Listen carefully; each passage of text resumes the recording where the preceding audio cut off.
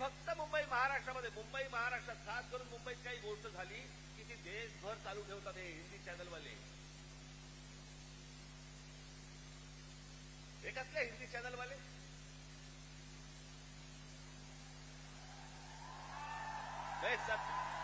हे खरं तर या सत्ताधाऱ्यांच्या चपलेखालची ढेकडायची.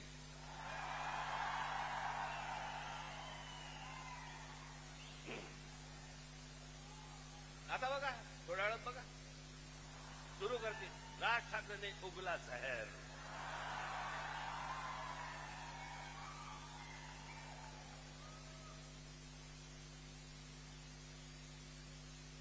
फक्त मुंबईत काही झालं, महाराष्ट्रात काही झालं तर हे सगळे हिंदी चॅनलवाले जाणून बुजून कोणाच्या तरी सांगण्यावरून, कधीतरी स्वतःच्या मनातून, स्वतःच्या रागातून ते पेटून उठतात.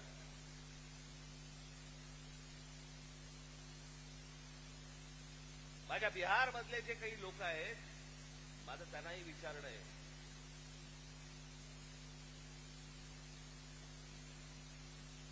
की इथे मी आता आणलंय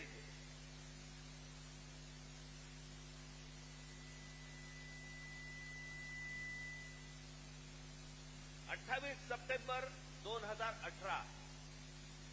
ऐका नीट मी काय बोलतोय.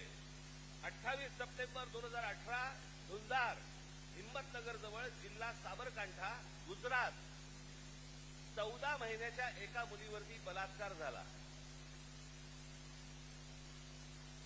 ती मारहाण, त्याच्यानंतर बिहारी लोकांना गुजरातमध्ये मारहाण केली आणि जवळपास मारहाण करून 20,000 लोकांना गुजरातमधनं बिहाऱ्यांना हाकलून दिले, बाहेर काढले. झाल्या का बातम्या?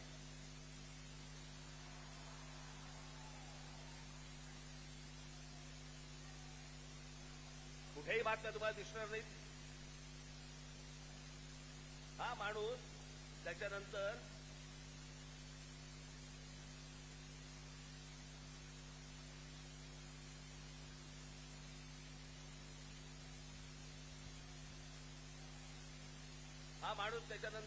याने भारतीय जनता पक्षामध्ये प्रवेश केला. त्याला तिकीट दिलं गेलं आणि तो आमदार देखील झाला. म्हणजे यांच्या राज्यामध्ये हे वाटेल ते करणार, बाहेरच्या राज्यांमध्ये लोक आतमध्ये घेणार नाही, त्याला मारणार, हाकलून देणार. 10-20 आता परत झालं. आता परत गुजरातमध्ये झालं आणि बिहारी लोकांना गुजरातच्या बाहेर काढलं. झाल्या बातम्या? नाही झाल्या. इथे एका मिठाईवाल्याच्या कानफडीत बसल्यावरती देशाची बातमी पडते.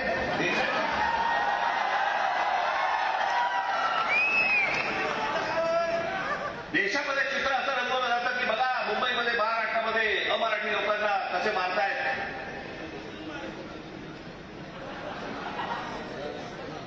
हे काय प्रकारचं राजकारण सुरू आहे देशामध्ये, आपण लक्षात घ्या.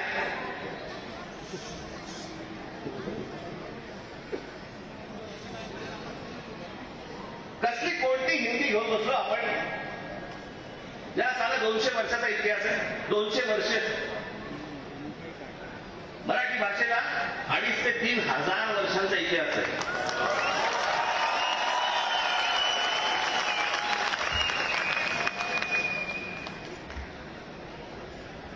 मराठी भाषेला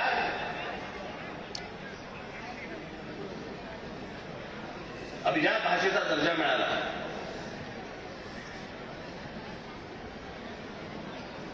या शिवतीर्थावरती इथे मुंबईला पंतप्रधान नरेंद्र मोदींच्या समोर मी त्यांना सांगितलं होतं माझ्या फक्त 5 गोष्टी आहेत, 5 अटी आहेत गोष्टी.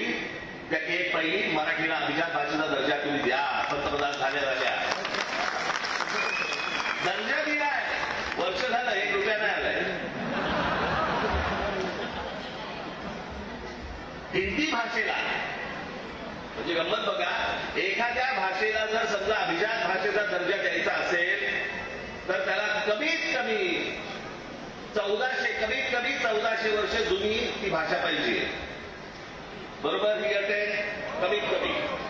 म्हणजे हिंदीला अभिजात भाषेचा दर्जा मिळायला अजून 1200 वर्ष आहेत. 1200 वर्ष आहेत. आणि ती भाषा तुम्ही आमच्या लहान मुलांवरती आणि आमच्यावरती लादणार.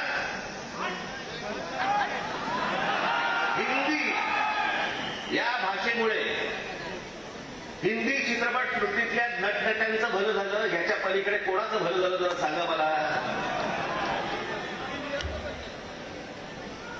साधी गोष्ट आपण बघूया की उत्तर प्रदेश, बिहार, मध्य प्रदेश, राजस्थान इथे हिंदी बोलली जाते. मग हे लोक उठतात आणि महाराष्ट्रामध्ये नोकरीसाठी काय येतात?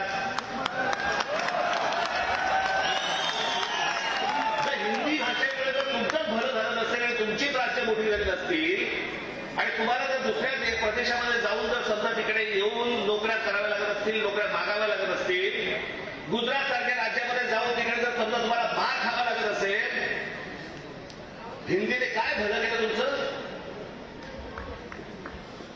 कोणती भाषा घेऊन बसलोय आपण? आणि त्या भाषेसाठी म्हणून महाराष्ट्राचा मुख्यमंत्री पेटलाय.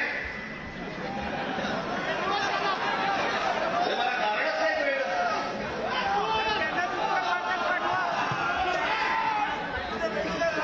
मी तुम्हाला साधी गोष्ट सांगतो, हिंदी ही या देशात कोणाचीही मातृभाषा नाही.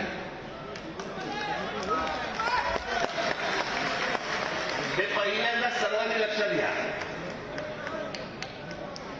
ज्याची काल परवाकडे कालपडीत मारली ना त्याला विचार तुझी मातृभाषा कुठची?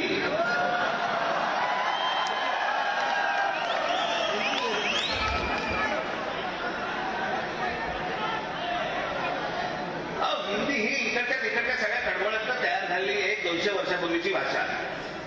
बाकीच्या सगळ्याचा केवढ्या जुन्या भाषा आहेत. उत्तर प्रदेश, बिहार आता समजलं पाहिजे, राजस्थान आता समजलं पाहिजे. मी आता एक आणलं इथे उदाहरणार्थ बघा. हिंदी या भाषेमुळे हिंदीने किती भाषा मारल्या तर जवळपास 250च्या आसपास भाषा मारून टाकल्या. त्याच्यामध्ये कांगरी, गढवाली, कुमाऊनी, अवधी, हरियाणवी, ब्रज, भोजपुरी, मगधी, बाघेली, छत्तीसगडी, बुंदेली, माळवी, भिल्ली, नागरी, बागडी, मारवाडी अशा अनेक भाषा आहेत.